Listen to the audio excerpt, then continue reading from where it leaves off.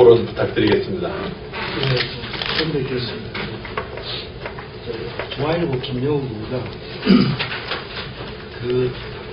여기 오신 발표자 두 분, 토론자 저 빼고 나머지 세 분은 다 익히 이제 기자 시절에도 여러 번 발표하신 걸 이제 기사로 쓰기도 하고 굉장히 이쪽 분야에서 굉장히 쟁쟁한 분들이십니다. 그러니까 이분들 편에 앉아서 토론을 해야 되는 처지가 좀 난감한데요. 오늘 토론회하니까 와서도 많이 배웠습니다. 그러니까 특히 이제 발표도 잘 들었고, 오정근 교수님께서 말씀하신 K-PARK 얘기는, 그러니까 김 원장도 말씀하셨지만, 저도 어디 가서 많이 인용을 할 거고요. 일자리와 일거리가 다르다는 얘기도 사실은 오늘 아마 어디 가서도 이제 많이 쓸 것 같습니다. 특히 김종 원장님께서도 좀 정년서 탈퇴하신 걸 오늘 처음 알았습니다. 저기 올랐어요. 오늘 토론도 제가 질문 위주로 하겠습니다. 그러니까 두 분 발표자 분들 한 분 큰 질문 하나 하고 작은 질문 하나씩 해서 이제 그 질문에 대한 답을 가지고 앞으로 좀 배워가는 식으로 이렇게 진행합니다. 그러니까 첫 번째 김희석 소장께서 발표하신 거는 잘 들었습니다. 잘 들었고, 위기관리와 성장이 이제 박근혜 정부가 해야 될 가장 큰 과제다. 맞습니다. 그죠? 저도 전적으로 동의합니다. 근데 우리 사회가 안고 있는, 지금 현재 우리가 안고 있는 문제가 퍼펙트 스톰이 올 수 있는 그런 위기 상황이라는 얘기는 그것도 하나가 있고요. 또 하나가 이제 성장 잠재력이 상당히 많이 약화됐다. 그것도 우리 사회 문제입니다. 그 두 가지를 해결하자는 시정하고 해결하자는 동감을 하는데, 또 하나 더 있는 것 같습니다. 그러니까 양극화 문제가 있는 것 같습니다. 참 이전에 이것보다 앞서 왜 제가 이 얘기를 드리냐 그러면, 저는 이제 이 신문 이쪽이다 보니까 경제개혁연대나 청년대 같은 저쪽에도 토론을 가끔씩 하거든요. 가게 되면 생각은 저는 이쪽입니다. 이쪽에 굉장히 많이 와 있는데, 거기 가면 이쪽 얘기를 많이 하거든요. 그래서 제가 박쥐 얘기를 많이 듣는데, 여기 와서 이제 또 마찬가지로 그쪽에 보면 빼놓은 문제들이 몇 가지가 있더라고요. 그러니까 여기도 지금 발표자 두 분께 조금 빼놓으신 게 아닌지 하는 싶은 부분들이 있는 것 같아서 그거 위주로 질문을 드리겠습니다. 이 양극화 문제가 사실은 있는 것 같습니다. 그러니까 이 양극화 문제는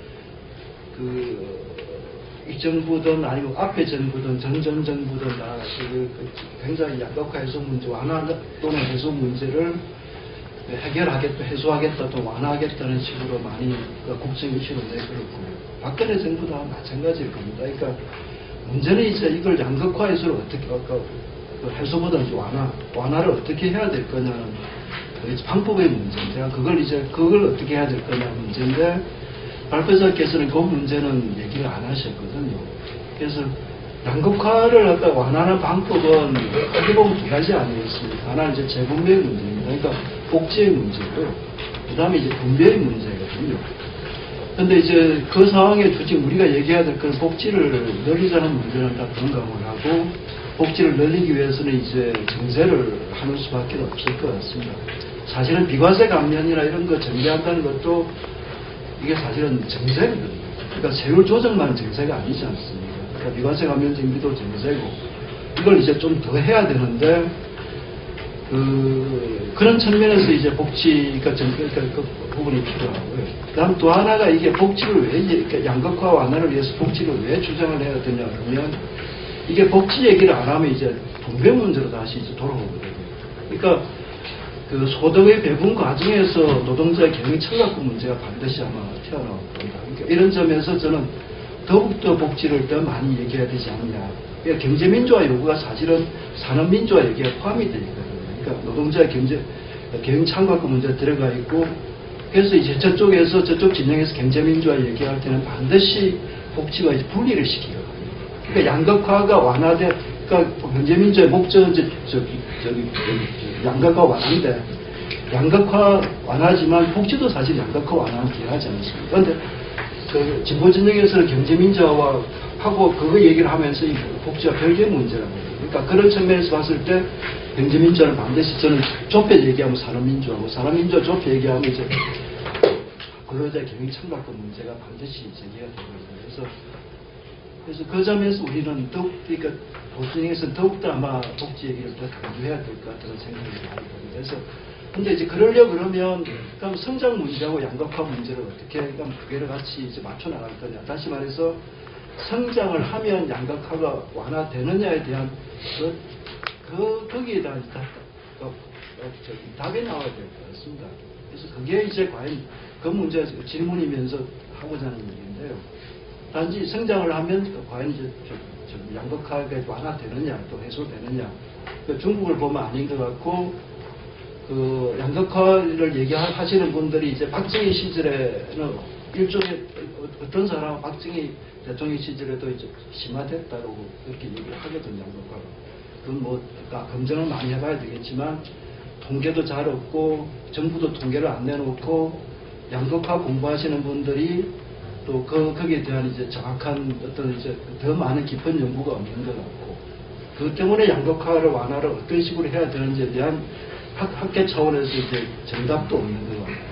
그래서 과연 성장을 하면 양극화 완화될 수 있는지 거기에 대한 걸 이제 박교수한테 질문을 드리는 것이고요.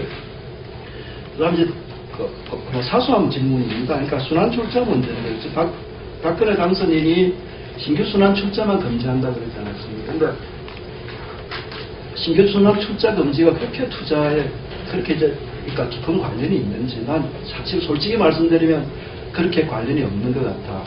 그런 식으로 많이 생각하고 있습니다. 그래서 그 부분에 대해서 왜냐하면 어떤 기업들 가령했는데 뭐 삼성전자 바이오시밀러 하는 사업 투자하는 거 보면 순환 출자니까 보통 이제 우리가 순환 출자 문제를 투자와 얘기를 할 때는 보통 그 측면이 있지 않습니까? 순환 출자를 해소하려고 그러면 비용이 많이 든다. 그게 결국 투자의 어떤 제한이 아니냐 식의 얘기를 보통 많이 해왔었거든요. 근데 이제 신규 순환 출자 금지 그것도 투자하고 그렇게 깊은 관련이 있는지 그거는 어째서 저는 그것보다도 신규 순환 출자 금지하는 것 자체를 그 논리를 투자 억제보다는 결국은 이제 순환 출자 금지 자체가 이제 아무도 순환 출자에도 아무도 피해 보는 사람 없다.